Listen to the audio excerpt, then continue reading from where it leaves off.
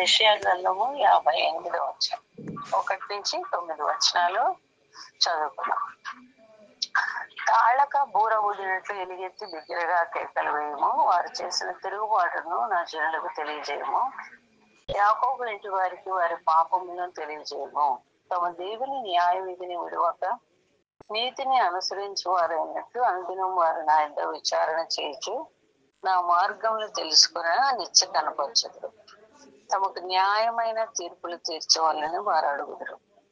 దేవుడు తమకు ప్రత్యక్షం కావాలని ఇచ్చేయింతురు. మేము ఉపవాసం ఉండగా నువ్వెందుకు చూడవు, మేము మా ప్రాణములను ఆశపరచుకునగా నువ్వెందుకు లక్ష్య పెట్టవు అని అందరు. మీ ఉపవాస దినమున మీరు వ్యాపారం చేయొచ్చు, మీ పనివారి చేత కఠినమైన పని చేయించుదురు. మీరు కలహపడుచు వివాదం చేయొచ్చు, అన్యాయంగా బుద్ధులాడచ్చు ఉపవాసం అందరు. మీ కంఠం ధ్వని పరమను వినబడినట్టుగా మీరు ఇప్పుడు ఉపవాసం ఉండరు. అట్టి ఉపవాసం నాకు అనుకూలమా? మనుష్యుడు తన ప్రాణమును బాధపరుచుకునవలసిన దినం అట్టిదైనా? ఒకడు జమ్ము వలె తల వంచుకొని గోనె పట్టు కట్టుకొని బూడిద పరుచుకొని కూర్చుండట ఉపవాసమా? అట్టి ఉపవాసం యెహోవాకు ప్రీతికరమని మీరు అనుకుందరా? దుర్మార్గులు కట్టిన కట్లను విప్పుటయు, కాడిమాను మోకలు తీయటయు, బాధింపబడిన వారిని విడిపించటయు, ప్రతి కాడిని విరగొట్టుటయు నేను ఏర్పరచుకున్న ఉపవాసం కదా. నీ ఆహారం ఆకలి కొన్న వారికి పెట్టుటయు, నీ రక్త సంబంధికి ముఖం తప్పింపకుండాటయు, దిక్కుమాలిన బీదలను ఏంట చేర్చుకున్నటయు, వస్త్రహీనుడు నీకు కనబడినప్పుడు వానికి వస్త్రం ఇచ్చుటయు, ఇదే కదా నాకు ఇష్టమైన ఉపవాసం. అలాగ నువ్వు చేసిన నీ వెలుగు ఎక్కువ చుక్క వలె ఉదయించును, స్వస్థత నీకు శీఘ్రముగా లభించును. నీ నీతి నీ ముందర నడుచును, యెహోవా మహిమ నీ సైన్యపు వెనక్కటి భాగమున కావలికాయ. అప్పుడు నీవు పిలువగా యెహోవా ఉత్తరమిచ్చును, నువ్వు మొరపెట్టుగా ఆయన నేనున్నానన్ను. ఇతరులను బాధించుటయు, వేలు పెట్టి చూపి తిరస్కరించుటయు, చెడుదాన్ని బట్టి మాట్లాడుటయు నువ్వు మాని, ఆశించిన దాన్ని ఆకలి కొన్న వానికి ఇచ్చి శ్రమపడిన వాని తృప్తిపరిచినలా చీకట్లో నీ వెలుగు ప్రకాశించును, అంధకారం నీకు మధ్యాహ్నం వలె ఉండును. యెహోవాను నిత్యము నడిపించును, క్షామకాలమున ఆయనను తృప్తిపరిచి ఎముకలను బలపరచు. నువ్వు నీరు కట్టిన తోట వలన ఎప్పుడు నువ్వు వృక్షుడు నీటి ఊట వలన ఉండేదవు. యెషయా 58వ అధ్యాయంలో ఉపవాసాన్ని గురించి చెప్పబడినన్ని సార్లు మరి ఏ భాగంలో కూడా బైబిల్లో చెప్పబడి. యూదులు ఇక్కడ సరైన రీతిగా ఉపవాసం చేయని కారణాన 58వ అధ్యాయంలో దేవుని నుండి గద్దింపుగా ఈ అధ్యాయాన్ని ప్రవక్తను రాయమంటున్నాడు. దేవుడు వాళ్ళకి చెప్పమంటున్నాడు. దేవుని వెతికి ఆయనను సమీపించే బదులు ఒక ఆచారంగా వారు ఉపవాసాన్ని చేస్తూ వచ్చారు. అంతేకాకుండా వారు ఉపవాసం చేస్తూ కూడా పాపం చేస్తూ దేవునికి తిరగబడుతూ కూడా వచ్చారు. అది ఈ అధ్యాయంలోని మొదటి భాగంగా ఉంది. మీరు మీ తిరుగుబాటును మాని మతాచారంగా కాక నాకు సమీపంగా రండి అని దేవుడు వారిని పిలుస్తున్నాడు.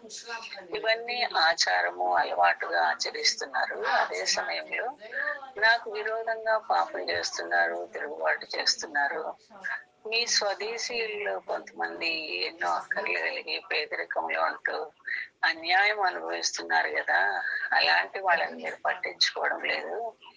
మీరు నిజంగా ఉపవాసం ఉండాల్సిన రీతిగా ఉపవాసం ఉండి నాకు సమీపంగా రావాలని, నా సముఖాన్ని వెతకాలనుకునేవారైతే మీ జీవితాలు ఉండాల్సిన రీతిగా ఉండేవి కదా, అలా లేవే అని ఆయన వారిని గర్విస్తున్నాడు. మీరు చేసే ఉపవాసాలు కేవలము ఆత్మీయ అభ్యాసాలుగాను, అవి అసంపూర్ణమైనవి గాను సరైనవి గాను లేవు. నాకు తిరగబడుతూనే ఉన్నారు అంటున్నాడు ప్రభు. యూదులు ఆ సమయాల్లో అంటే యెషయా ఉన్న కాలంలో ఉపవాసం ఎందుకు చేస్తున్నారంటే, మనం పాపం చేస్తున్నాం కదా, దేవుడు కోపపడకుండా ఉంటాడని ఉపవాసం అంటున్నారు. యథార్థమైన హృదయంలో నుండి రాని ఆత్మీయ అభ్యాసాలు ఎందుకు దేవునికి అస్సలు శ్రద్ధ లేదు. ఏదో మతాచారాలను సాంప్రదాయాలను పాటిస్తూ దేవుడు దానికి ఇంప్రెస్ అయిపోతాడు అని నువ్వు తలస్తూనే ఆ సమయం అంతా పాపం చేస్తూ తిరుగుబాటు చేస్తూ ఉంటే అది బ్యాలెన్స్డ్ గా ఉండదు, అంటే అన్బ్యాలెన్స్డ్ గా ఉంటుంది.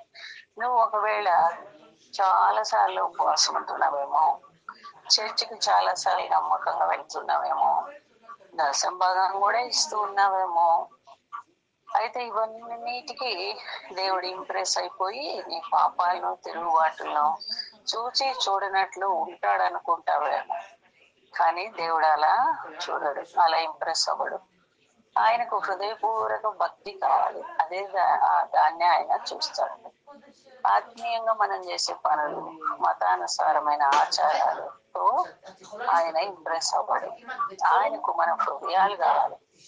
ఆయన వెతికేవారిగాను, ఆయన ఎడల నిజమైన భయభక్తులు గలవారిగాను ఉండాలని కోరుతున్నాడు. ఆ కారణాన్ని బట్టే మనం చర్చికి వెళ్ళాలి, దశం భాగాలు ఇవ్వాలి, ఉపవాసం ఉండాలి, ప్రార్థించాలి. కానీ అది సరైన మరి భక్తి, దేవుడు అంగీకరించే ఉపవాసం. కానీ ఇవి చేయడం వల్ల నా జీవితము దాని పాపాన్ని దేవుడు చూసి చూడనట్లు వదిలేస్తాడు అనుకుంటే మాత్రం మనల్ని మనమే మోసపుచ్చుకుంటున్నాం. ఇక్కడ అదే జరుగుతుంది ఈ అధ్యాయంలో. అందువల్ల ఈ అధ్యాయంలో దేవుడు వారిని గతిస్తున్నాడు. వారు సరైన గ్రహింపు కలిగి ఉపవాసం చేయాలని ఆయన కోరుతున్నాడు.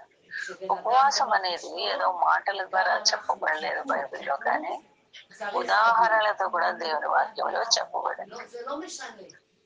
మనం క్షమించాల్సింది ఎన్నిసార్లు అని ప్రభువు చెప్పాడు? 77 మార్లు అన్నాడు కదా, అంటే 490 కంటే ఎక్కువ సార్లు.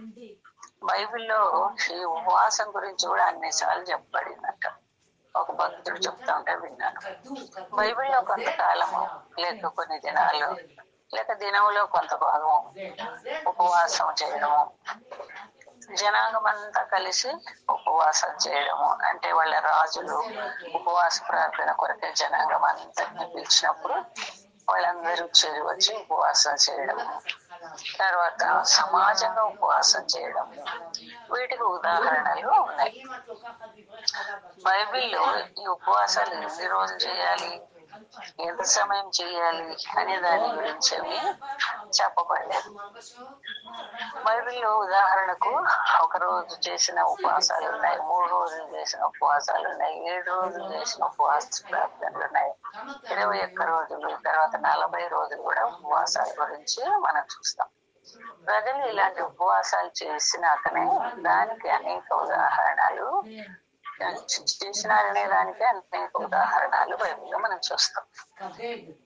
ఉదాహరణకు మోషే దేవుడి నుండి 10 ఆజ్ఞలు పొందడానికి సీనాయి కొండ మీదకి పిలువబడినప్పుడు 40 రాత్రి పగళ్ళు అక్కడే ఉన్నాడు, దేవుని సన్నిధిలోనే ఉపవాసము ఉన్నాడు. మరి దేవుని సన్నిధిలోనే ఉన్నాడు కనుక ఆయనకు ఆకలి అని కూడా అనిపించలేదు, బలహీనతగా కూడా అనిపించలేదు. కానీ కొన్నిసార్లు దేవుడు మరి ఇలాంటి అసమానమైన కార్యాలు కూడా మన జీవితాల్లో జరిగిస్తాడు. రెండవదిగా దావీదు తన కుమారుడు జబ్బుబడి చనిపోయే స్థితికి రాగా కూడా 7 రోజులు ప్రార్థించాడు. 2 సమూయేలు 13వ అధ్యాయంలో 12-13 అధ్యాయంలో మనము ఈ సందర్భాన్ని చదువుతాం. బెత్షెబతో పాపం చేసినప్పుడు కుమారుడు కలిగాడు, కానీ దేవుడు ఆ బిడ్డను మొత్తగా, ఎందుకంటే మరి పాపం చేసింది కాక తన భర్తను కూడా చంపించాడు కదా, దాన్ని బట్టి ఆ పాపాన్ని బట్టి దేవుడు ఆ చిన్న బిడ్డను మొత్తే దావీదు ఆ బిడ్డ కొరకు ఉపవాసం ఉండి ప్రార్థించాడు, కానీ దేవుడు ఆ ప్రార్థనను వినలేదు, ఆ బిడ్డ చనిపోయాడు. మూడవదిగా 2వ దినవృత్తాంతం 20వ అధ్యాయంలో యెహోషాపాతు శత్రువులపై విజయం కొరకు జనాంగానంతటినీ ఉపవాస ప్రార్థనకు పిలిచాడు. అంటే మరి శిశువులు, స్త్రీలు, మామూలుగా స్త్రీలను మందిరానికి అంతగా వాళ్ళు పిలవరు కదా, కానీ స్త్రీలు, శిశువులు, పాలు తాగే బిడ్డలు కూడా అందరినీ రమ్మన్నాడు. అందరూ వచ్చి ప్రార్థించారు. 4వదిగా యోనా నినెవే ప్రజలతో పాపాన్ని బట్టి మరి పశ్చాత్తాపడడానికి యోనా చేసిన ప్రకటన మరి ఆధారం చేసుకుని వాళ్ళు ఉపవాసం ఉన్నారు అని యోనా 3వ అధ్యాయంలో మనం చదువుతాం. 5వదిగా యోవేలు దేవుని తీర్పు రాబోతుంది, దాన్ని మరి మళ్లించాలి అంటే ఉపవాస ప్రార్థనకి రండి అని పిలుపును ఇస్తున్నాడు యోవేలు 2వ అధ్యాయంలో. 6వదిగా అహష్వేరోషు రాజు తనను మరియు 30 రోజులుగా పిలవకుండానే వెళ్తే మరణదండన విధించబడుతుంది. ఆయన బంగారు దండాన్ని ఎత్తితే తప్ప అనే సంగతి ఎరిగి కూడా మరి తన ప్రజల కొరకై వారి యొక్క ప్రాణాల కొరకై ఎస్తేరు ఆయన ఎదుటికి వెళ్ళడానికి తీర్మానం చేసుకుని దానికి ముందుగా 3 రోజులు ఉపవాసం ఉందని కూడా మనకు తెలుసు. నూతన నిబంధనలో లూకాసు వార్తలోను మత్తయి వార్తలోను యేసు ప్రభువే మరి 40 రోజులు ఉపవాసం ఉన్నారని కూడా మనకు తెలుసు. తర్వాత నూతన నిబంధనలు లూకాసు వార్త 2వ అధ్యాయంలో అన్న అనే ప్రవక్తని ఆమె దేవాలయంలో ఉండి ఉపవాస ప్రార్థనలతో రేయింబగళ్ళు దేవుని సేవించింది. విమోచకుని గురించి ఆమె ఇతరులతో మాట్లాడుతూ వచ్చింది అని మనం చదువుతాం. పౌలును మిషనరీ సువార్తకు పంపించకముందు ఆరంభ సంఘము ఉపవాసం ఉండి ప్రార్థించింది అని అపోస్తల కార్యము 13వ అధ్యాయము 1-3 చూస్తాం. తర్వాత పౌలు సంఘ పెద్దల్ని నియమించాలనుకున్నప్పుడు ఉపవాసం ఉండి ప్రార్థించి ఆ రీతిగా సంఘానికి పెద్దలు నియమించాడు. అపోస్తల కార్యం 14వ అధ్యాయంలో మనము చూస్తాం. ఇవన్నీ కూడా ఎగ్జాంపుల్స్ ఉపవాస ప్రార్థన వాళ్ళు చేశారు అనే దానికి. ఉపవాస ప్రార్థన చేయాలని ఎక్కడ రాసింది, ఎక్కడ బైబిల్లో లేదు కదా అని చెప్పి కొంతమంది అనుకుంటారు. కానీ అయితే ఈ ఎగ్జాంపుల్స్ మరి ఇవ్వడం వలన మరి వాళ్ళు ఉపవాస ప్రార్థన చేసినప్పుడు ఎలా ఫలితాలను పొందుకున్నారో అది మనం చూసినప్పుడు మరి ఉపవాస ప్రార్థన చేయాలి అనేది మనకు ఎవరు మాట్లాడేది మ్యూట్ చేసుకోండమ్మా. బైబిల్లో ఇలా అనేక ఉదాహరణలు ఉన్నాయి. ప్రజలు ఆయా సందర్భాల్లో ఆయా సమయాల్లో ఉపవాసం ఉన్నారు. ఆయనను ఆత్మీయ క్రమశిక్షణగా ఉన్న ఈ ఉపవాసాన్ని గురించి చాలా తక్కువగా బోధించబడుతుంది, చాలా తక్కువగా అనుసరించబడుతుంది కూడా. నీటి బాప్తిసం కంటే కూడా ఎక్కువ సార్లు ఉపవాసాన్ని గురించి బైబిల్లో చెప్పబడింది. ఆయనను మనలో చాలా మందిని ఉపవాసాన్ని క్రమంగా పాటించము. ఇర్రెగ్యులర్ గా మనకు తోచినప్పుడు, మనకు అనిపించినప్పుడు మనం ఉపవాసము పాటిస్తుంటాం కదా. ఉపవాసాన్ని గురించిన ఉపదేశము లేక బోధ తరచుగా మనము వినం. ఎందుకు ఆ విధంగా చాలా ప్రాముఖ్యమైన ఉపవాసాన్ని గురించి చాలా తక్కువగా మాట్లాడతారు, దాన్ని పాటిస్తారంటే మనందరము భోజన ప్రియులమని యథార్థంగా ఒప్పుకోక తప్పదు. భోజనాన్ని ప్రేమించే వాళ్ళే ఉపవాసాన్ని గురించి బోధించగలుస్తారు. మనలో చాలా మందిని నాన్ వెజ్ అంటే చాలా ఇష్టపడతాం కదా. రొయ్యలు, పీతలు, ఐస్ క్రీమ్, బిర్యానీ, స్వీట్స్, ఇంకా ఎన్నో. అదే సమయంలో ఆకుకూరలు కూడా తింటాంలే. ఇప్పుడు మా బాబు ఉన్నాడంటే మాకు కొడుకు, వాడికి నాన్ వెజ్ అంటే చాలా ఇష్టం. హార్ట్ లో స్టంట్ కూడా పడింది. అయినా కూడా మరి 4 రోజులు ఒకవేళ కూరలు తిన్నాడు, కూరగాయలు తిన్నాడు అంటే చిచి ఇవెవరు తింటారు అని చెప్పి మళ్ళీ మరి చికెన్, మటన్, ఇంకా దాన్ని నాన్ వెజ్ కి సంబంధించినవి తెచ్చుకొని తింటూ ఉంటాడు అనమాట. డాక్టర్ దగ్గర పోకముందు మాత్రం ఒక 2 వారాలు మానేసి దాన్ని కంట్రోల్ చేసుకొని అప్పుడు పోతున్నాను అంటాడు. ఆ రీతిగా మొన్న కూడా స్కిన్ డిసీజ్ ఏదో ఉంది అని చెప్పి డాక్టర్ దగ్గర పోతే నీకు హై షుగర్ ఉంది, నాకు కేర్ఫుల్ గా ఉండాలంటే ఒక మరి ఎవరో స్వీట్ తెచ్చి ఇచ్చారు. ఆ డబ్బా ముందు పెడితే సగం తినేశాను, తింటా ఉంటే లోపలికి పోతానే ఉంది. ఒక అరటిపండు కూడా తిన్నాను సార్ అని యథార్థంగా డాక్టర్ దగ్గర చెప్పాను అంటాడు. కనుక అంటే అది దానికి అలవాటు పడిపోయాక మనము కంట్రోల్ చేసుకోవడం అనేది కష్టంగా ఉంటుంది. ముఖ్యంగా షుగర్ పేషెంట్లకి ఏం తినొద్దంటే అదే తినాలనిపిస్తుంది కదా. కనుక మనందరం యథార్థంగా ఒప్పుకుంటే మనందరికీ కూడా భోజన ప్రియులమనే ఆహారం అంటే ప్రీతి అని దాన్ని రకరకాలుగా ప్లాన్ చేసి వండుకుంటుంటాం. వారం అంతా ఏం తినాలా, ఏం చేసుకోవాలనే ప్లాన్ చేస్తాం కదా. ముఖ్యంగా ఆడవాళ్ళము మన వ్యాపార కోడికల్లో కూడా ఆహారం చుట్టే ఉంటారు. మన స్నేహితుల కుటుంబాలను భోజనాలకే ఆహ్వానిస్తాం కదా. సెలవు దినాలను జరుపుకోవాలంటే కూడా భోజనం చుట్టే. ఇప్పుడు కూడా మీటింగ్ అయ్యేసరికి ఒకవేళ మన ఇండ్లలో మంచి భోజనం ఉంటే ఇక ఈ దినం ఉపవాసాన్ని పాటించాల్సిన పని మనకు ఉండదన్నట్లుగానే అనిపిస్తుంది. అందువల్లే ప్రభు ఈ అధ్యాయంలో అంటే 58వ అధ్యాయంలో ఉపవాసాన్ని గురించి ఎక్కువగా చెప్పాడు. కనుక ఈ అధ్యాయానికి మనం ఈ పేరు పెట్టుకోవచ్చు, ఆత్మను బలపరిచేది లేక ఆత్మకు క్రమశిక్షణ అనేది ఉపవాసంగా మనం చెప్పుకోవచ్చు. అదే సమయం నీవు భౌతిక శరీరానికి ఆహారము ఇవ్వనప్పుడు దాన్ని ప్రభు సముఖాన్ని వెతికే సమయముగాను ప్రార్థన సమయముగాను మార్చుకుంటే అప్పుడు శరీరము దేన్ని వాంఛిస్తుందో వాటన్నిటినీ కొంచెం తగ్గించుకోవచ్చు. ఆత్మకు పోషణను ఎక్కువ చేసేవారంగా ఉంటాం. ఆ రీతిగా ఉపవాసాన్ని పాటిస్తే అది మన ఆత్మను బలపరుస్తుంది, ఆత్మ పోషింపబడుతుంది.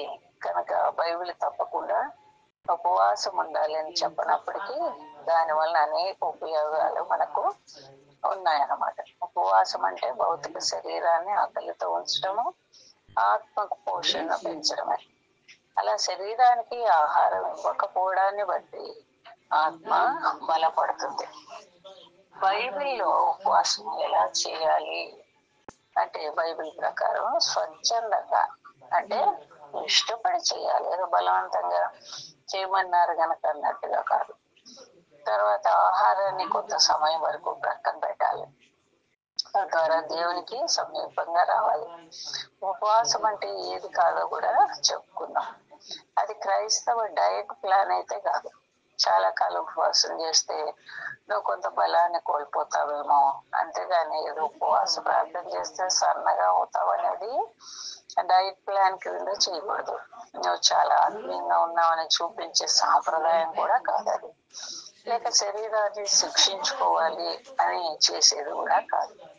బైబిల్లో తప్పనిసరిగా చేయాలని మరి చెప్పబడలేదు. అంతేకాదు దేవుడు తప్పక చేయాలి అని మనల్ని నిర్బంధం కూడా చేయడం లేదు. కాకపోతే యేసు ప్రభు దాన్ని ఎక్స్పెక్ట్ చేశారు. అలా ఉపవాస ప్రార్థన చేస్తే దానికి బహుమానం ఉంటుందని అయితే చెప్పారు. మత్తయి సువార్త 6వ అధ్యాయము 6వ వచనం నుంచి 18వ వచనం వరకు చదువుదాం. మత్తయి సువార్త 6వ అధ్యాయము 6వ వచనం నుండి 16వ వచనం నుండి, మీరు ఉపవాసం చేయనప్పుడు వేషధారుల వల్లే దుఃఖముఖలై ఉండకుడి. తాము ఉపవాసం చేయించినట్టు మనుషులు కనబడవాలని వారు తమ ముఖములను వికారం చేసుకుంటారు. వారు తమ ఫలం పొంది ఉన్నారని నిశ్చయముగా మీతో చెప్పుచున్నాను.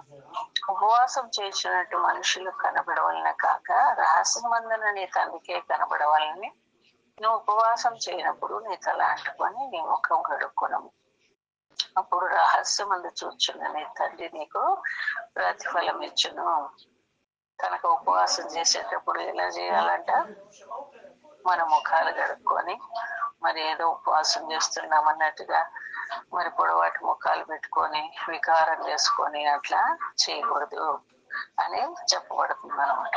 అప్పుడు రహస్యమందు చూసే తండ్రి మనకు ప్రతిఫలం ఇస్తాడు అని ప్రభు చెప్తున్నాడు. మత్తయి సువార్త 9వ అధ్యాయము 14, 15 వచనాలు కూడా చదువుదాం. మత్తయి సువార్త 9వ అధ్యాయము 14, 15. అప్పుడు యోహాను శిష్యులు ఆయన ఎద్దుకు వచ్చి, పరిసయ్యులను మేమును తరచుగా ఉపవాసం చేయుచున్నాము గాని నీ శిష్యులు ఉపవాసం చేయరు, దీనికి హేతు ఏమనగా యేసు పెళ్లి కుమారుడు తనతో కూడా ఉండే కాలము పెళ్లి ఇంటి వారు దుఃఖపడగలరా? పెళ్లి కుమారుడు వారి ఎదురుండి కొనుక్కోబడి దినములు వచ్చును, అప్పుడు వారు ఉపవాసము చేతురు అని చెప్పారు. యోహాను శిష్యులు చేస్తారు, పరిచయం చేస్తారు, కానీ యేసు శిష్యులు ఎందుకు చేయట్లేదని వారు అడిగారు. అప్పుడు ప్రభు మరి తను పెళ్లి కుమారుడు గాను, మరి శిష్యులు తన సంఘం గాను ఉన్నట్టుగా చెప్తున్నాడు. సంఘాన్ని ప్రేమించి దాని కొరకు తను తాను ప్రభు అర్పించుకున్నాడు కదా, తన ప్రాణాన్ని మరి కొరకు సెలవులో ఇచ్చేశాడు. ఆ వివాహ బంధాన్ని గురించి ప్రభువు మాట్లాడుతున్నాడు. యోహాను సువార్త 14 మనకు తెలుసు కదా. ప్రభు చెప్పాడు, మీ హృదయాన్ని కలవరపడిన యుక్తుడు, నేను మరి తండ్రి దగ్గర పోతున్నాను, మళ్ళీ అక్కడ స్థలం సిద్ధపరిచి, అనేక నివాసాలు అక్కడ ఉన్నాయి, మీకు స్థలం సిద్ధపరిచి మళ్ళీ వచ్చి నేను మిమ్మల్ని తీసుకొని పోతాను. మీ హృదయం కలవరపడినప్పుడు దేవుని విశ్వాసం ఉంచున్నారు, నా విశ్వాసం ఉంచి నా తండ్రి ఇంట అనేక నివాసముల కలువు, లేనిడల మీతో చెప్పుదును, మీకు స్థలం సిద్ధపరచి వెళుచున్నాను. నేను వెళ్ళి మీకు స్థలం సిద్ధపరిచిన నేనుండే స్థలంలో మీరు ఉండులాగా మరలా వచ్చి నా ఇద్దరు మిమ్మల్ని తీసుకొని పోదును అంటాడు. పురాతన కాలాల్లో వివాహం కాగానే పెళ్లి కుమారుడు వెళ్ళి భార్య కొరకు మరి వారి ఊర్లో లేకపోతే వారి ఇంటి దగ్గర ఒక గది కట్టి తదుపరి వచ్చి తన భార్యను అక్కడికి తీసుకుని వెళ్ళి ఆ గదిలో ఉంచేవాడట. అలా ప్రభువు కూడా తన తండ్రి ఇంట స్థలం సిద్ధపరిచి తిరిగి వచ్చి మనల్ని చేర్చుకుంటాను అంటున్నాడు. కనుక ఈ మాటలు వివాహ జీవితానికి సంబంధించిన మాటలు బైబిల్లో ప్రభు చెప్తున్నాడు. కనుక ఈ పటంలో ఆయన పెళ్లి కుమారుడు, మనము సంఘము తన పెళ్లి భార్య. దాని కొరకు ఆయన త్యాగం చేశాడు, మరణించి తిరిగి లేచాడు. అందువల్ల పెళ్లి కుమారుడు వారితో ఉన్న కాలంలో నా శిష్యులు ఎందుకు ఏడుస్తారు, ఉపవాసం ఎందుకుంటారని ప్రభు చెప్తున్నాడు. పెళ్లి కుమారుడు వారి ఇద్దరిని తీసుకుని పోబడే కాలం వస్తుంది, అప్పుడు వాళ్ళు ఉపవాసం ఉంటారు అంటాడు. అంటే యేసు ప్రభు మరణించి సమాధి చేయబడి తిరిగి లేస్తాడు, తిరిగి పరలోకానికి వెళ్ళాడు. యేసు ప్రభు ఇప్పుడు నిజానికి తండ్రి కుడి పార్శ్వాన ఆశీనుడై ఉన్నాడు. పెళ్లి కుమారుడు వారి ఇద్దరిని తీసుకుని పోబడ్డాక వారు ఉపవాసం ఉంటారు అన్నాడు కదా. అంటే భౌతికంగా తన సన్నిధి తన శిష్యులతో లేనప్పుడు ఆయనను వెతకవలసిన అవసరత వారికి ఉంటుంది. ఆ ప్రార్థనలో ఇంటెన్సిటీ అంటే పట్టుదల, ఆతురత అనేది ఉంటుంది అనమాట. పెళ్లి కుమారుడు తీసుకొని పోబడ్డాక వారు ఉపవాసం ఉంటారని ఆయనే చెప్పాడంటే వారు ఉపవాసం ఉండాలని ప్రభు ఎక్స్పెక్ట్ చేస్తున్నాడు అనేది మనకు గ్రాహ్యం అవుతుంది కదా. అంతేకాదు, దానికి ఆయన ప్రతిఫలం ఇస్తానని కూడా, తండ్రి ప్రతిఫలం ఇస్తాడని కూడా చెప్తున్నాడు. ఇప్పుడే మనం చదివాము మత్తయి సువార్త 6:16-18. ఎవరో డిస్టర్బ్ చేస్తున్నారమ్మా, కొంచెం మ్యూట్ చేసుకోమని చెప్పండి. మీరు ప్రార్థన చేస్తే అని ప్రభువు అక్కడ చెప్పడం లేదు. మీరు ప్రార్థన చేయనప్పుడు, ఉపవాస ప్రార్థన చేయనప్పుడు అంటాడు. అంటే ప్రబడించే వారు ఉపవాస ప్రార్థన చేస్తారు అని ఆయన మరి అంచనా వేసుకున్నారు అనమాట. మీరు ప్రార్థన చేయనప్పుడు వేషధారుల వలె పలకవద్దు అంటాడు. మీ ముఖాలు వికారం చేసుకుంటారు, అయితే అలా చేసుకోవద్దు.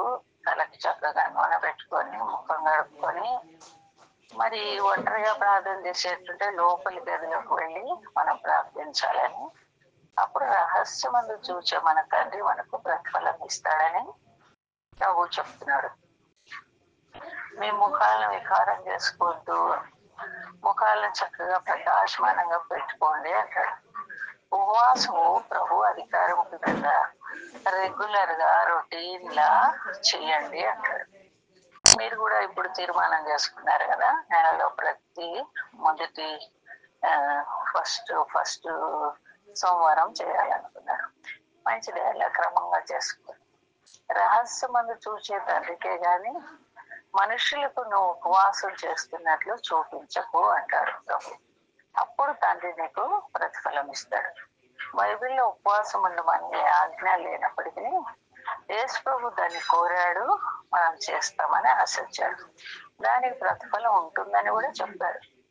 కానీ షుగర్ ఉన్నవాళ్ళు, ప్రెగ్నెంట్ గా ఉన్నవాళ్ళు ఉపవాసం చేయడం అనేది అంత మంచిది కాదు.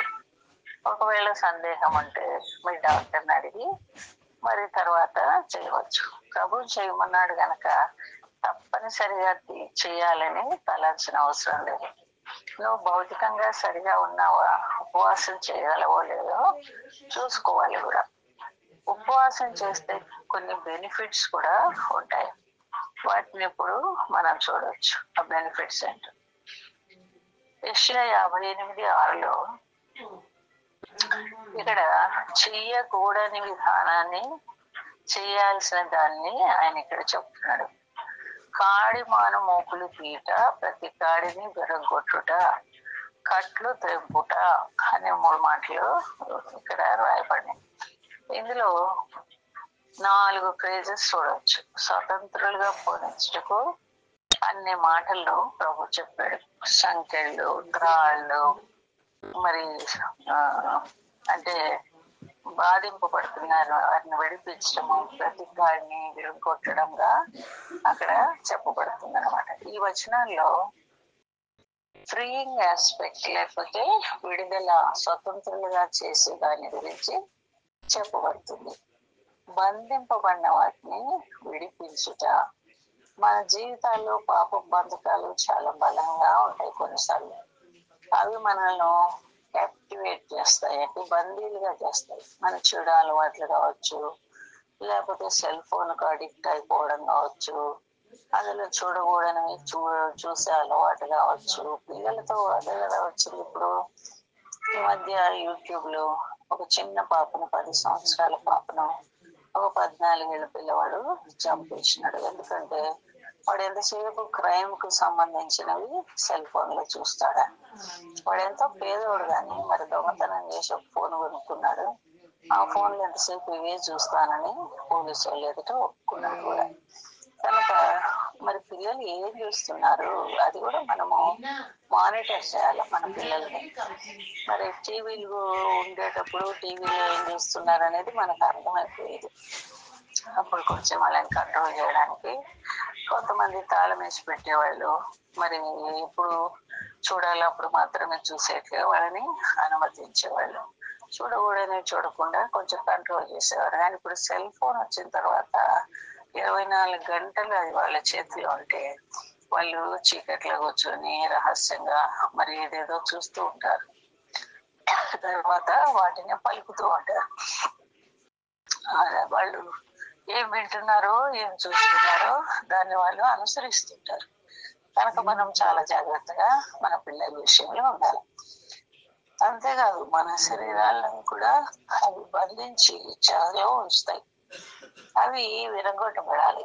క్రైస్తవులం అయ్యాక మన ఆత్మ విమోచించబడుతుంది, కరెక్టే, పునర్జన్మ పొందుతుంది. కానీ మన శరీరం అలా పొందదు కదా. అందువల్ల ఒక దినము మనం నూతన శరీరాన్ని కూడా పొందుకుంటాము అని బైబిల్ చెప్తుంది. మనకు మహిమా కిరీటము అప్పుడు ఇవ్వబడుతుంది. కానీ శరీర వాంఛలు చాలా మటుకు పాప సంబంధమైనవి కానీ ఈ భూలోకంలో ఉండగా ఉంటాయి. మన ఆత్మతో అది ఎడతెక్క పోరాటం చేస్తూ ఉంటుంది. అందువల్ల మనం నూతన జీవాన్ని పొందినప్పటికీ ఆత్మ ప్రభువుని సంతోష పెట్టాలనుకోగా శరీరము స్వయాన్ని సంతోష పెట్టుకోవాలని కోరుతుంది. మన శరీరాలు ఎల్లప్పుడూ మనపై అజమాయిషి చేయాలని, ముఖ్యంగా ఆత్మని అధిగమించాలని శరీరం ఎప్పుడు కోరుతూ ఉంటుంది. ఒకవేళ ప్రార్థన చేసుకుందాం అనుకున్నాం అనుకోండి, అప్పుడే నిద్ర వస్తూ ఉంటుంది. బాగా నిద్ర వచ్చేస్తుందిలే కనుక కాసేపు పడుకొని తర్వాత కావాలంటే చేసుకుందాం అనుకుంటారు. లేక ఉదయాన్నే లేచి ఆయా పనుల్లో నిమగ్నం అయిపోయి ఏదో మిగిలి తగిన సమయము ప్రార్థన చేసుకున్నామంటే అప్పటికే శరీరం అలసిపోయి ఉంటుంది కనుక అది సహకరించదు. కనుక ఆ రీతిగా శరీరం ఎప్పుడు కూడా ఆత్మను అధిగమించాలనే కోరుతుంది. క్రైస్తవురాళ్ళు దీన్ని ఎరగాలి. ఈ పోరాటం ఎడతెక్క ఉంటుంది, మనం చచ్చే వరకు ఉంటుంది. మనం ప్రభువుతో ఉండడానికి వెళ్ళేప్పుడు ఈ శరీరాన్ని వదిలి మహిమ దేహంతో ఎల్లప్పుడూ ప్రభుతో ఉండడానికి కొనుక్కోబడతాం. అప్పుడు మన శరీరం యొక్క కోరికలు ఆత్మ కోరికలతో లైవ్లోకి వస్తాయి. అప్పుడు పోరాటం ఉండదు. మనం మరణించే వరకు కొన్ని పాపాలు చాలా బలంగా మనలో ఉంటాయి. కనుక అడిక్షన్స్, బలమైన కోటలు లాంటి పాపపు అలవాట్లను పడగొట్టాలంటే ఉపవాసము అవసరం. శరీరానికి ఆహారాన్ని ఇవ్వకపోతే ఆత్మ బలపడుతుంది. దేవుని సముఖాన్ని మనం వెతికేప్పుడు ఈ స్వాతంత్రతను పొందుకునే ఆస్పెక్ట్ అనేది ఉంటుందన్నమాట. ఉపవాసం వలన ఆత్మ శరీరంపై పై చేయి సాధిస్తుంది. అంటే శోధనలు రావని అర్థం కాదు.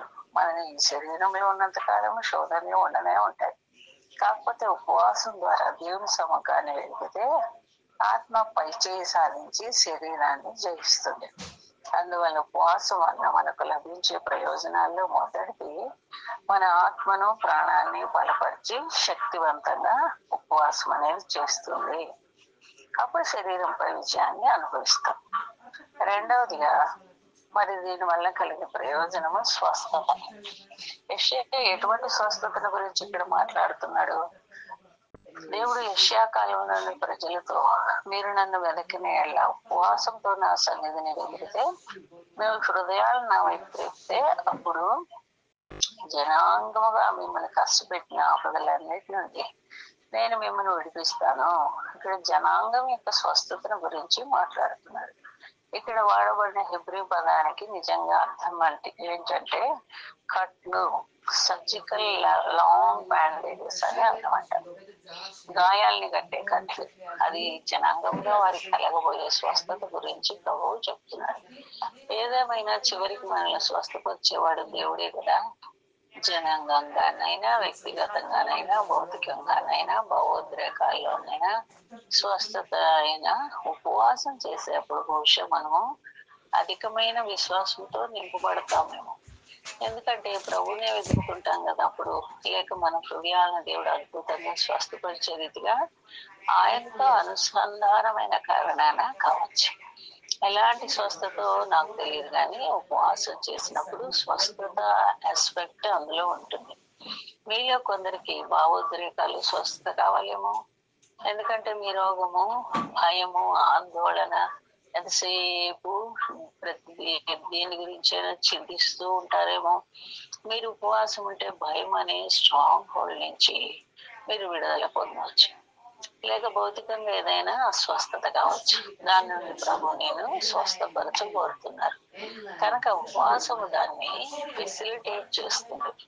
కీర్తన 35లో దావీదు తన శత్రువులు తనకి ఎల్లప్పుడూ విరోధంగా పనిచేస్తున్నారని, తనను బాధ పెడుతున్నారని చెబుతూ, ప్రభువా అదే పనులు నేను నా శత్రువులకు చెయ్యను అంటాడు. కీర్తన 35:13లో నా శత్రువులు అనారోగ్యంతో ఉన్నప్పుడు నేను తగ్గించుకొని ఉపవాసం ఉండి వారి కొరకు ప్రార్థించాను అంటాడు. కనుక వారి స్వస్థత కొరకు ఈయన ప్రార్థన చేస్తున్నాడు.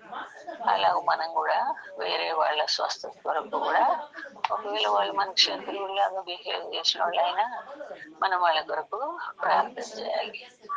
ఒకసారి ఒక సహోదరి నాతో అన్నది, ఒక సహోదరి నన్ను చూస్తే మరి ఎప్పుడు ఏదో ఒకటి డైరెక్ట్ గా మాటలని నొప్పిస్తా ఉంటది అని నేను అన్నప్పుడు, మరి భవిష్యత్ దావీదుని చూసినప్పుడు సౌలుకు వచ్చినట్టు దురాత్మ వస్తుందేమో ఆమెకు అని అన్నారు. కనుక కొంతమందికి అలాంటి దురాత్మలు వదిలిపోవడానికి కూడా మనం ప్రార్థన చేయాలి. సౌలుకు దయ్యం పట్టినప్పుడు మరి ఆయన్ని అది తొందర పెడతా ఉన్నప్పుడు దావీదే కదా పాట పాడి సితారా వాయిస్తే దయ్యం వదిలిపోయింది. కనుక కొన్నిసార్లు మనకు కీడు చేస్తున్న వారి కొరకు కూడా వారు వెళ్తున్న పరిస్థితిని బట్టి మనం వారి కొరకు ప్రార్థించాల్సి ఉంటది. ఉపవాస ప్రార్థన కూడా చేయాల్సి ఉంటుంది. మార్క్స్ వార్త 9వ అధ్యాయంలో కూడా మనకు ఒక సందర్భం ఉంది, మీకు కూడా తెలిసి ఉండొచ్చు. యేసు ప్రభు రూపాంతర కొండ మీద ఈ పేతురు, యాకోబు, యోహానులను తీసుకొని అక్కడికి వెళ్ళి ప్రార్థన చేస్తుండగా ఆయన ముఖ రూపం మారిందని, మరి సూర్యుని కంటే ఇంకా ప్రకాశమానంగా మరి ఆయన వస్త్రాలు తెల్లగా అయ్యాయని, మోషే తర్వాత ఏలియా వచ్చి ఆయనతో మాట్లాడుతున్నారని, ఆ తర్వాత మరి వాళ్ళు కిందికి దిగి వచ్చారు. కానీ ఆ లోపలుగా కిందతో ఉన్న 9 మంది దగ్గరికి ఒక తండ్రి దయ్యం పట్టిన తన కుమారుని తీసుకొని వచ్చారు. అది తరచుగా వాడిని అగ్నిలోనూ నీళ్ళలోనూ పడవేస్తుంది, కొంచెం స్వస్థపరచండి అని వాళ్ళని అడిగితే అది వారి వల్ల కాకపోయింది. అంతలో ప్రభు దిగి వచ్చితే ఆ తండ్రి ప్రభు దగ్గర పరిగెత్తి, అయ్యా నీ శిష్యుల దగ్గరికి తెచ్చాను, కానీ వారి వల్ల కాలేదు, ఈ దయ్యాన్ని వెళ్ళగొట్టడం, నీ వల్ల కూడా ఏమన్నా అయితే చూడయ్యా అంటాడు. అప్పుడు ప్రభు అన్నాడు, నమ్ముట నీ వల్ల అయితే నమ్ము అనే సమస్తము సాధ్యమే. కొన్నిసార్లు ప్రార్థన చేస్తూనే ఉంటాం, కానీ ఇది జరుగుద్దా, నా కుమారుడు మారుతాడా, ఇంత లోతుగా పాపంలో కూరుకుపోయాడే వాడు బయటకు వస్తాడా అని మనం అనుమానంతో ప్రార్థిస్తే ఏం జరగదు. కనుక ప్రభు చేయగలడు, ప్రభుకి సమస్తము సాధ్యమే అని చెప్పి నువ్వు విశ్వాసంతో ప్రభు దగ్గర ప్రార్థన చేస్తే, నువ్వు నమ్మగలిగితే, నమ్మితే సమస్తము సాధ్యం అంటున్నాడు ప్రభు. నాతో నేను చేయగలనా లేదా అనేది సమస్య కాదు, నేను సమస్తాన్ని చేయగలను, కానీ నమ్మడంలోనే ఉంది. ఆ నమ్మిక నీలో ఉంటే తప్పకుండా ఇది సాధ్యమే అని ప్రభు చెప్తున్నాడు. అప్పుడు ఆ తండ్రి, నమ్ముచున్నాను ప్రభువా, అపనమ్మిక లేకుండా నాకు సహాయం చేయండి అని ప్రార్థించాడు. ప్రభు ఆ చిన్నవాడిని స్వస్థపరిచాడు. ఆ దయ్యం వాడిని బిలబిల్లాడించి వదిలిపోయింది. శిష్యులు ఇంటిలోకి వెళ్ళాక ప్రభువును ప్రశ్నించారు, మేమెందుకు దీన్ని వెళ్ళగొట్టలేకపోయాము అన్నప్పుడు, ఉపవాస ప్రార్థన వల్లనే ఇటుకి సాధ్యమని ప్రభు చెప్పారు. కనుక మార్కు సువార్త 9:29లో భౌతికంగా కూడా ఇంకా ప్రభావవంతంగా మనం ప్రభుని వెతికే సమయాల్లో ఉపవాస ప్రార్థనతో కూడి ఉండటం అవసరమని ప్రభు చెప్తున్నాడు. కనుక మరి ఎయిల్మెంట్స్ కానీ, లేకపోతే భౌతికమైన అనారోగ్యతలు కానీ, లేక ఇంకేదైనా సీరియస్ ప్రాబ్లం కానీ ఉంటే ఉపవాస ప్రార్థన అనేది బాగా పనిచేస్తుంది. అది దానికి ప్రయోజనం. తర్వాత మూడవదిగా బలపరిచే ప్రయోజనం కూడా దీంట్లో ఉంది. యేసు ప్రభు 40 రోజులు ఉపవాసం ఉన్నాక సాతాను యేసు ప్రభుని శోధించాడు. అయితే మరి ఆ శోధనలోకి వెళ్ళక ముందు, లేక ఉపవాస ప్రార్థన చేయక ముందు, పరిశుద్ధాత్మ దేవుడు ఆయన్ని అరణ్యంలోకి తీసుకొని పోయాడు అని మనం చదువుతాం. ఆయన పరిశుద్ధాత్మతో నింపబడ్డాడని 3వ అధ్యాయంలో బాప్తిసం తీసుకోగానే పౌర రూపంలో పరిశుద్ధాత్మ ఆయన మీదకి దిగి వచ్చాడని, ఆయన పరిశుద్ధాత్మతో నింపబడి అరణ్యంలోకి వెళ్ళాడని, అక్కడ 40 రోజులు ఉపవాసం ఉన్నాడని మనం చదువుతాం. ఆయన బాప్తిసం తీసుకున్నాక అరణ్యంలోకి వెళ్ళాడు కదా, చివరి దినాన, ఉపవాసం ఉన్న చివరి దినాన అయినాక, ఉపవాసం ముగించగానే ఆయనకు ఆకలి అయిందంట. అప్పుడు సాతాను ఆ ఆకలిని ఆధారం చేసుకుని ఆయన శోధించడానికి వచ్చాడు. ఏమంటాడు, నువ్వు దేవుని కుమారుడు అయితే ఈ రాళ్ళు రొట్టెలు ఎగునట్లుగా చేసుకొని తిను అంటాడు. చేయలేడు ఆయన? ఆయన నిజంగా దేవుని కుమారుడు కాదా? దేవుని కుమారుడే, కానీ సాతాను చెప్తే ఆయన తినడు. అప్పుడు ప్రభు అన్నాడు, మనుషుడు రొట్టె వలన కాదు, దేవుని నోటి నుంచి వచ్చి ప్రతి మాట వలన జీవిస్తాడని చెప్పినప్పుడు సాతాను ఎదిరించగలిగాడు. ప్రభువుని శోధించడానికి వచ్చినప్పుడు ఆయన బలహీనుడుగా లేడు. అంటే శరీరంలో ఒకవేళ బలహీనత ఉండొచ్చు, కానీ అయితే ఆత్మలో ఆయన బలహీనంగా లేడు అన్నమాట. ఎందుకంటే పరిశుద్ధాత్మతో నింపబడి ఉన్నాడు. తర్వాత ఉపవాస ప్రార్థన చేశాడు కనుక ఆత్మీయంగా బలంగా ఉన్నాడు. అదేగా మనం చెప్పుకున్నాము, దీనికి మనం హెడ్డింగ్ అదే పెట్టుకుందాం అనుకున్నాం కదా, ఆత్మను బలపరిచేది ఉపవాసం అని. అది క్రమశిక్షణ అని, ఆత్మీయమైన క్రమశిక్షణ అని కూడా చెప్పుకున్నాం కదా.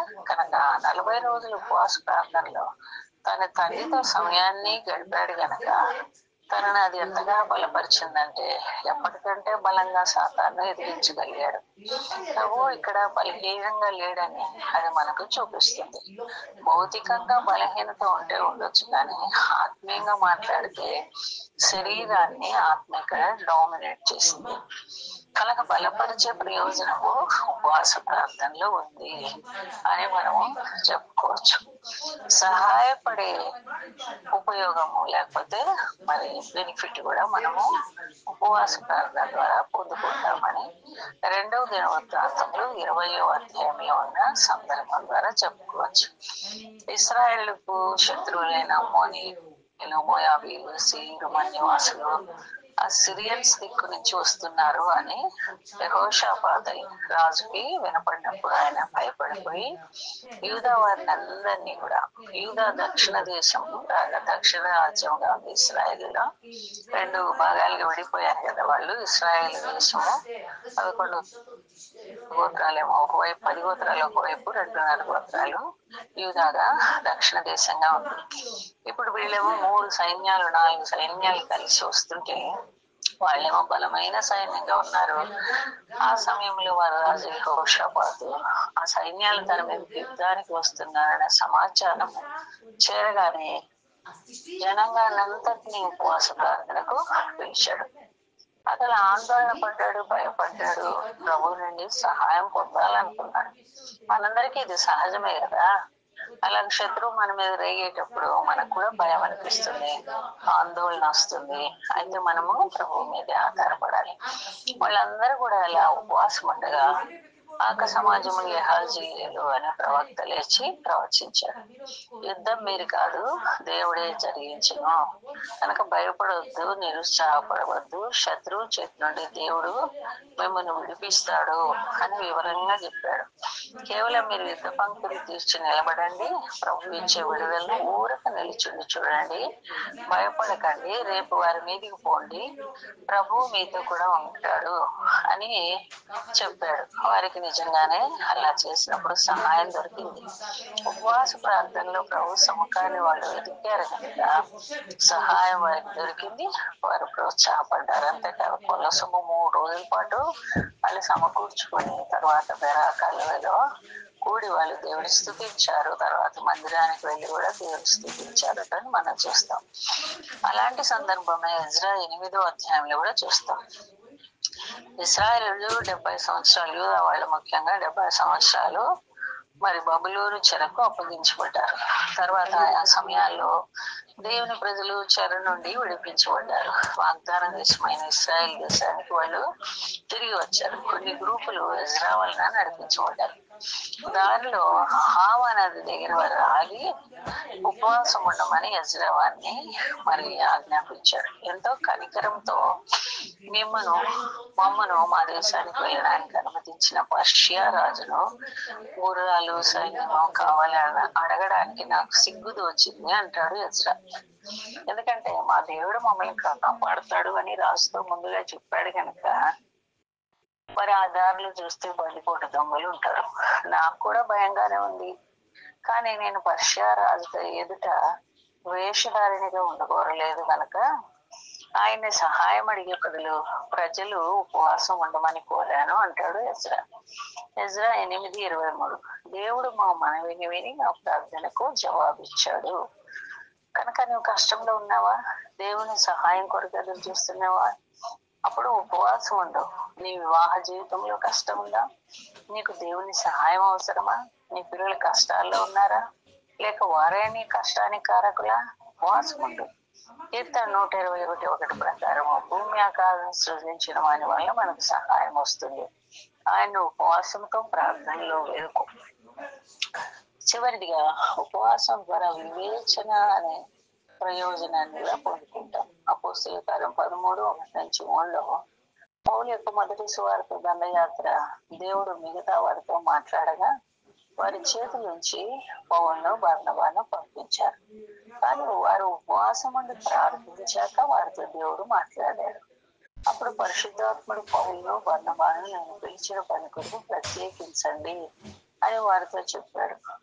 ఏదైనా స్వరం వినపడిందా, లేక అక్కడ ప్రవక్తలు కూడా ఉన్నారు కనుక వారి ద్వారా దేవుడు మాట్లాడాడేమో. ప్రవక్తలు చెప్పారేమో, కానీ ఆ వివేచన, డిజైన్మెంట్, జ్ఞానము ఎందుకు పొందుకున్నారంటే వారు దేవుని సముఖాన్ని వెతుకుతూ ఆరాధిస్తూ ఉపవాసం ఉండి ప్రార్థించిన కారణాన అని అక్కడ రాయబడింది. మన జీవితాల్లో ఎన్నో సంగతుల్లో మనం కూడా ఉపవాసం ఉండి ప్రార్థించాల్సిన అవసరం ఉంది. ఎందుకంటే మనకు కూడా వివేచన, జ్ఞానము అవసరం కనుక మనకు వివేచన, గ్రహించే శక్తి, సహాయం అవసరము. చాలా మంది ఇలా అంటారు, నా జీవితంలో దేవుని చిత్తం ఏంటి అని అడుగుతుంటారు. నేనేం చేయాలి, ఎక్కడికి వెళ్ళాలి, ఎవరిని పెళ్లి చేసుకోవాలి, ఏ ఉద్యోగం చేయాలి, ఒక తీర్మానం తర్వాత మరి ఒకటి చేస్తూనే ఉండాలి జీవిత కాలం అంతా. ఎందుకంటే పైనుండి వచ్చే జ్ఞానము మనకు అవసరం గనక. ఏ వివేచన నీకు అవసరమో, ఎందులో నువ్వు దేవుని చిత్తం నీకు తెలియాలని తలస్తున్నావో, ఎందులో నీకు జ్ఞానం కావాలి, అప్పుడు ఉపవాసం ఉండు. దేవుడు నీకు ఆ వివేచన, జ్ఞానము నా డిజైన్మెంట్ దేవుడు నాకు ఇస్తాడు. ఈ మధ్య నేను 2 రోజులు సిస్టర్స్ మీటింగ్ కి మెట్టుపల్లికి పోవాల్సి వచ్చింది. సహజంగానే ముందుగానే నేను దేవుణ్ణి అడుగుతాను, దేవా నిజంగా నువ్వు నన్ను పంపిస్తున్నావా, నీ సన్నిధి నాకు తోడుగా వస్తుందా అన్నప్పుడు ఎక్కడో చోట నా సన్నిధి నీకు తోడుగా వస్తుంది, నీకు విశ్రాంతి కలిగజేస్తాననే మాట తప్పక కనబడుతుంది. లేక నేను నీకు ముందుగా వెళ్తున్నాను, నీకు తోడుగా వస్తాను అనే మాటలు కనబడతాయి. అయితే ఈసారి ఎందుకో నేను అడగలేదు, అడగకుండానే వాళ్ళకు సరే వస్తానని చెప్పేశాను.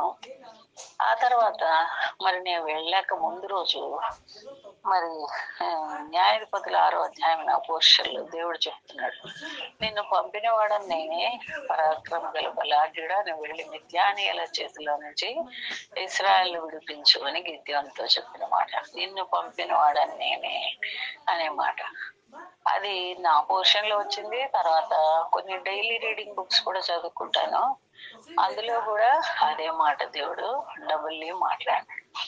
అంతేకాదు, నేను కిందికి వెళ్ళి డైనింగ్ హాల్లో ఒక మంచం ఉంటది, మరి పాప వంట చేసే వరకు పడుకుందామని అక్కడ కాసేపు పడుకుంటే అక్కడ కూడా నేను నీకు ముందుగా వెళ్తున్నాను అని చెప్పి దేవుడు మాట్లాడినాడు. ఆ రీతిగా మనం షూర్ చేసుకోవాలా, అది సేవ అయినా ఇంకేదైనా దేవుడు మనల్ని వెళ్ళమంటున్నాడా, దేవుడు పంపిస్తున్నాడా, దేవుడు సన్నిధి మనతో కూడా ఉందా అని మనం షూర్ చేసుకున్నప్పుడు మనకు ఎంతో ధైర్యము ఆ పని చేయడానికి ఉంటుంది అన్నమాట. అంటే దేవుని చిత్తంలో ఉన్నామన్న సంతోషము మనకు ఉంటుంది. అప్పుడు మనం పరిచయం చేసేప్పుడు కూడా దేవుడు మనకు సహాయం చేస్తాడు. తర్వాత మరి బైబిల్లో తప్పనిసరిగా ఈ యొక్క ఉపవాసం చేయాలని ఆజ్ఞాపించబడలేదు, కానీ దానికి ఏమి సరైన విధులు అయితే లేవు. 1 దినం చేయాలా, 2 దినాలు చేయాలా, లేక ఎక్కువ దినాలు చేయాలా, నాకు 45 రోజులు చేయాలా అనేది చెప్పబడలేదు. అది మన ఇష్టం. ఒక సహోదరుని వివాహ జీవితంలో సమస్య ఉంటే ఆయన 40 రోజులు ఉపవాసం ఉన్నాడంట. కనుక 40 రోజులు ఉపవాసం ఉంటే ఆరోగ్యం కూడా కొన్నిసార్లు చెక్ చేసుకోవాలి. ఇంతకుముందు చెప్పుకున్నాం కదా, షుగర్ పేషెంట్లు లేకపోతే ప్రెగ్నెంట్ లేడీస్ వాళ్ళు కూడా అలాగే చేయాలని మనం ఒత్తిడి చేయగలరు. ఎందుకంటే ఆరోగ్యం సహకరించుకోవచ్చు, చాలా మంది అలా చేస్తారు. ఒకసారి మరి హెబ్రోన్ లో ఉండగా ఒక అమ్మాయి అందరినీ ట్రబుల్ చేస్తా, వాళ్ళు వెంట పడతా, మరి సతాయిస్తా ఉన్నది. నాకు కొంచెం కలవరం అనిపించింది. మరి రోజంతా వివిఎస్ ఆఫీస్ లో పనిచేయాలి, అయితే రాత్రిపూట అన్నా కనీసము ఈ అమ్మాయి కొరకు ప్రార్థన చేస్తామని హృదయపూర్వకంగా 3 రోజుల మటుకే రాత్రిపూట ప్రార్థన చేశారు ఉపవాసం ఉండి. వెంటనే ఆ అమ్మాయి మరి ఇంకా కొంచెం అగ్రవేట్ గా తయారయ్యి ఒక అమ్మాయిని కొట్టడం కూడా జరిగింది. అప్పుడు ఈ అమ్మాయి వల్ల చాలా ట్రబుల్ ఉందని చెప్పి వాళ్ళు పెద్దలు అమ్మాయిని ఇంటికి పంపించేశారు. ఆ రీతిగా హెబ్రోన్ లా కలవరము తగ్గిపోవడానికి కారణమే. కనుక మనం ఎన్ని రోజులు చేస్తున్నాము అనేది కాదు, కానీ హృదయపూర్వకంగా చేయాలా, మనం దేవుని ఎదుట మరి యోగ్యంగా ఉండి చేయాలా. యెహోషాపాతు జీవితం మనం చూస్తే ఆయన దేవునికి అనుకూలంగా జీవించాడు. అలాగే మరి దేవునికి అనుకూలంగా ఉండి మనము ప్రార్థన చేస్తే అది 1 రోజు చేసినా, 2 రోజులు చేసినా, హాఫ్ డే చేసినా, రోజులు ఒక పూటే చేసినా కూడా దానికి ఆన్సర్ వస్తుంది.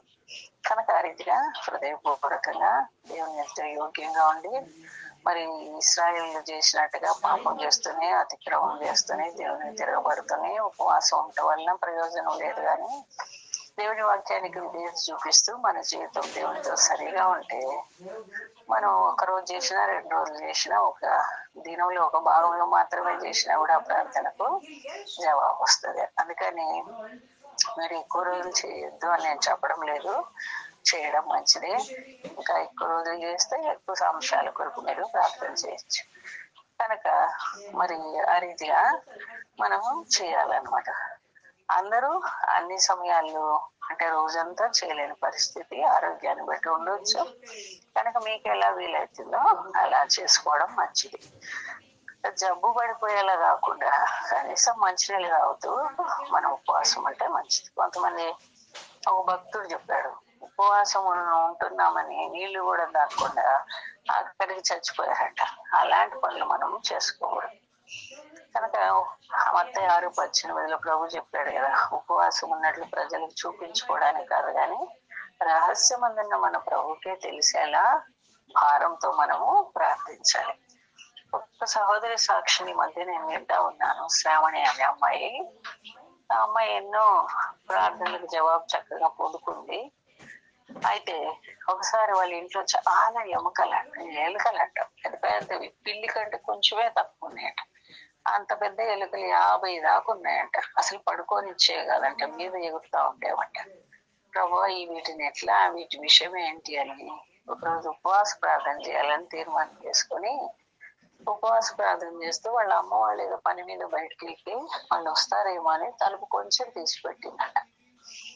అయితే అమ్మాయి చేస్తూ ఉండగా ఉదయం నుంచి మధ్యాహ్నం వరకు మరి కొన్ని గంటలు చేసేసరికి ఒక పిల్లిని దేవుడు పంపించాడంట.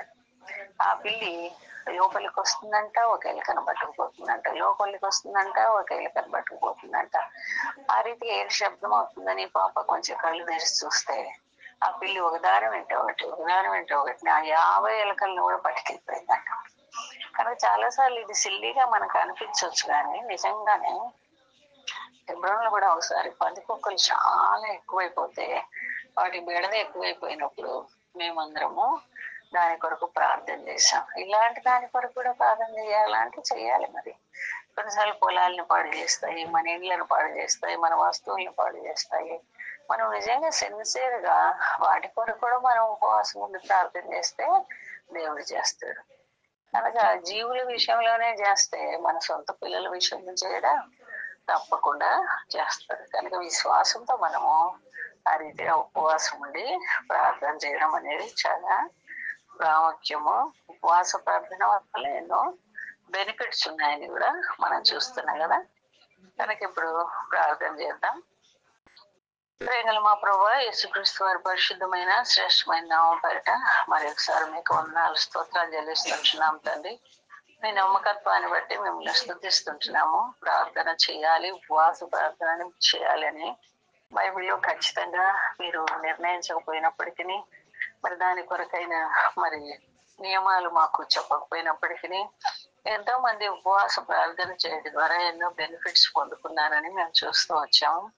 ఆ రీతిగా ప్రభు ఆయన మరి మేము కూడా ఉపవాసం ఉండి ప్రార్థన చేయాలని మీరు ఎక్స్పెక్ట్ చేస్తున్నారని, దానికి బహుమానం ఉంటుందని కూడా మీరు మత్తయి సువార్త 6:16-18 వరకు చెప్పారు కనుక ఆ రీతిగా, అంతేకాకుండా మార్కు సువార్త 9 కూడా సాధ్యమైనవి సాధ్యపరచుకోవడానికి ఉపవాస ప్రార్థన అవసరమని మీరు చెప్పారు కనుక ప్రభు నేను ఆ రీతిగా మేమందరము ఉపవాస ప్రార్థన చేయడానికి మరి నేను కూడుకొని ఉంటుండగా ప్రాముఖ్యంగా మా సహోదరులు వారి సమస్యలంటో, వారి కుటుంబాల్లో సమస్యలంటో, ముఖ్యంగా వారి పిల్లల విషయమైన నేను మరి వారి జీవితాలు సరిచేయబడ్డానికి వారికి ఉన్న భారాన్ని మీరు తీర్చండి. ఇంకేమేమి సమస్యలు ఉన్నాయో నాయన మరి మన మానవ సహజంగా సాధించుకోలేని ప్రభా నాయన మీకు ప్రార్థించినప్పుడు మీరు జవాబిస్తారు కనుక ఆ రీతిగా సహాయం చేయమని ప్రార్థిస్తున్నాం.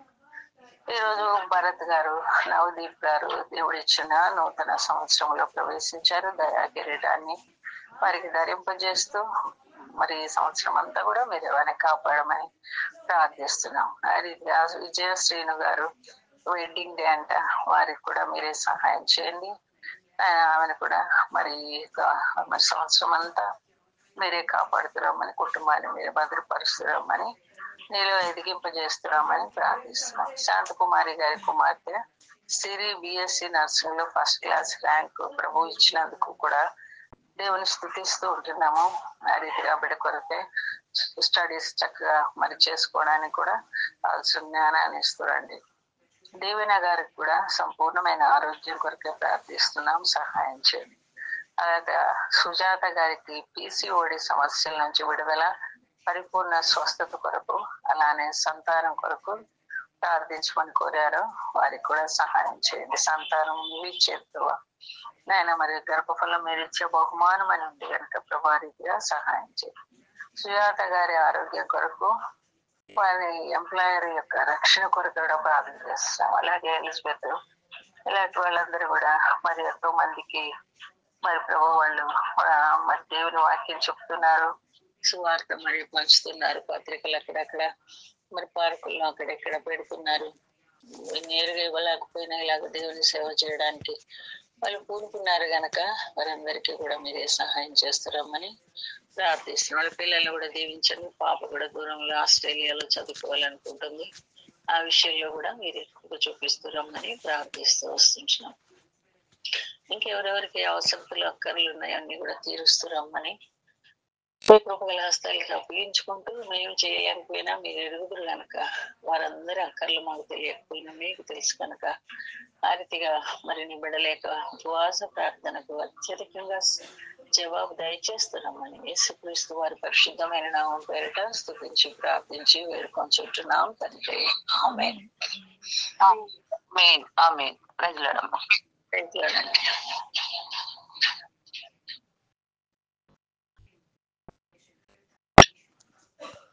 Amen. Praise God.